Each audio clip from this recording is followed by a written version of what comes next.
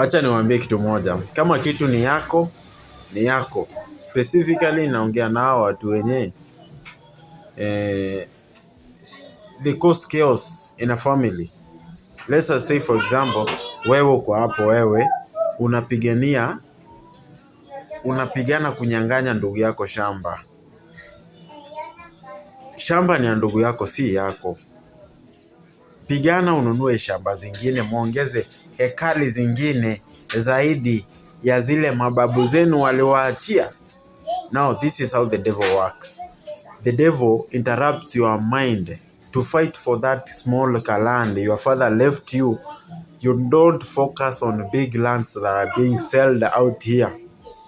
The reason as why you can't even believe on yourself, you don't trust unaweza pata pesa ununue shamba zingine uongezee na hiyo babaka alikuachia. Now you want to waste your time fighting for that land. Kama wanapigania hiyo shamba, waache walime. Watalima hata hawatapanda kitu yenye itawasaidia. Mungu ndiye anajua. Lakini wewe ng'ang'ana sana. Kwa ile ekari moja babaka alikuachia, ongeze ekari kama 5 ama 4.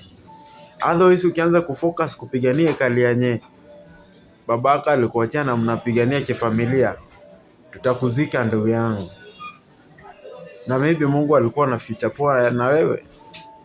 Na kwa wale wenye wanapigania mashamba za ndugu zao, wenye wako ama wenye wako huku, shamba ni mchanga. Regret comes later.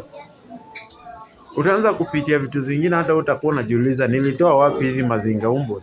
Kumbe ni venye fanyia mtu ile kitu ungefanyiwa ungefurahia.